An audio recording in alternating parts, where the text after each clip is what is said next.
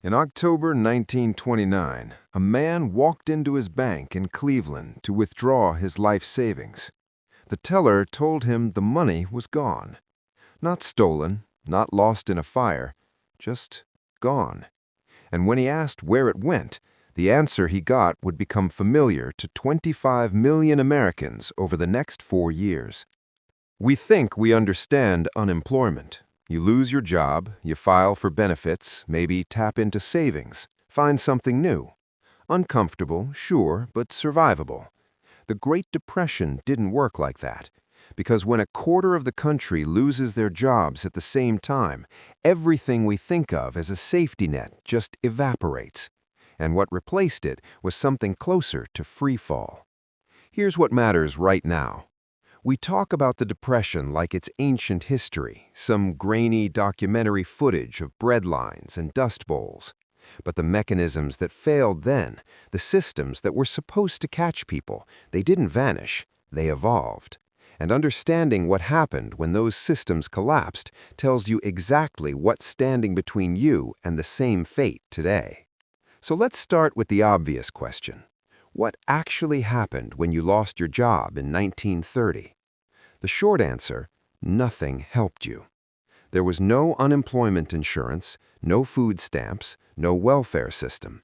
Social Security wouldn't exist until 1935.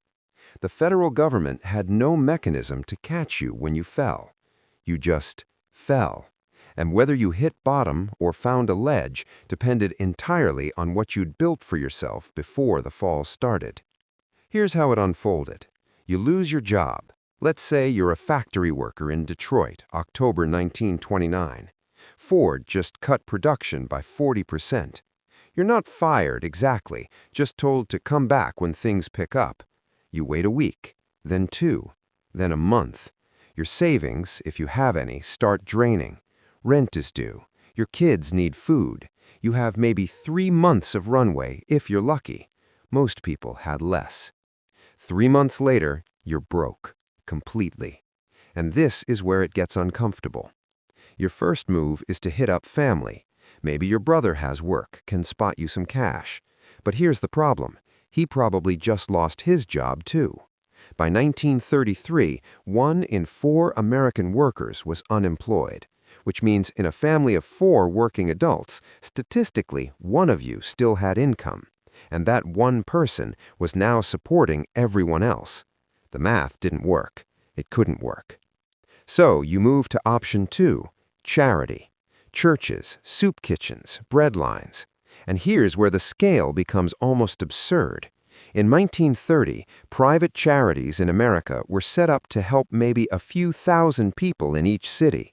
By 1932, they were trying to feed millions. The Red Cross ran out of money. The Salvation Army ran out of food. These organizations were designed for small-scale disasters, not the entire economy imploding at once. New York City opened 82 bread lines in 1931.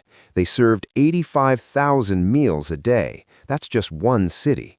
And the people standing in those lines weren't who you'd expect. Teachers, accountants, engineers.